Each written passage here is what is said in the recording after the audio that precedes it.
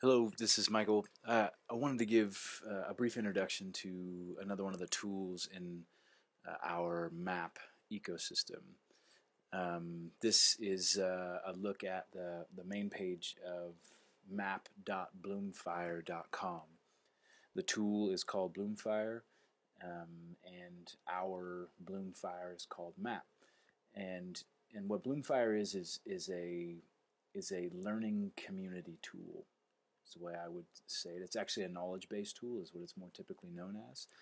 But basically, Bloomfire is a place for gathering and sharing materials and resources, and for conversation around those sorts of resources, et cetera, et cetera. So you'll see that the top of the site has a search box that it's a smart search that searches all content and map that is available um, in our Bloomfire site. That's a way you can limit the massive number of posts that are currently available there. You'll see all of this content, and that's just recent content. Um, and there are other ways. A lot of people get overwhelmed by how much content there is here. But there are lots of ways to minimize that. You can see over here, you can select just a particular type of material you would like to look at. You can also select and filter content by category or by tag, or in fact by contributor. If you want to see who's posted what, you can do that. But the search is the most powerful way to filter and limit what it is you want to see. Um, those of you who have already looked at what we're doing for NSBT 2013 in Canvas, many of the assignments in Canvas are pointing to materials out here in Bloomfire. And there are many reasons for that. One reason is because Bloomfire affords a number of kinds of tools and possibilities that Canvas doesn't necessarily have. And we're hoping that the Bloomfire space will become a broader conversation space beyond the quote-unquote walls of our classroom for NSBT. That's a particular learning space, NSBT, and Canvas provides us a very good platform and place to have conversation and engagement around our particular learning community there.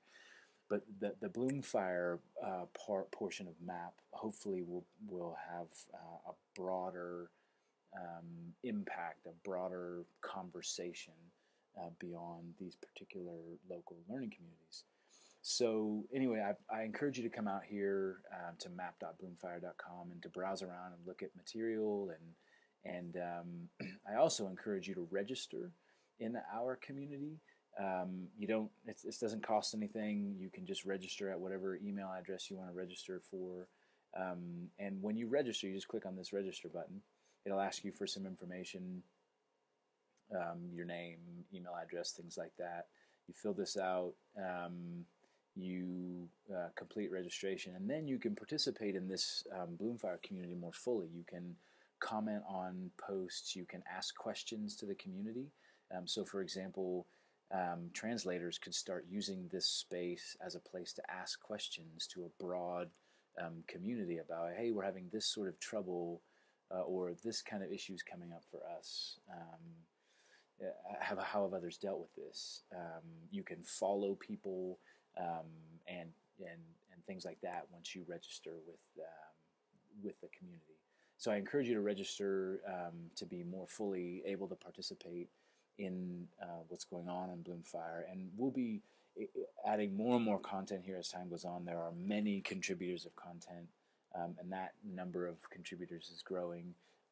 We will have materials here related to Paratext, materials here related to Canvas and other technologies that translators would use, as well as modules and bits of content that might be relevant for the translation process at many stages. So feel free to come over here and browse around and register, and if you have any questions, certainly let me know.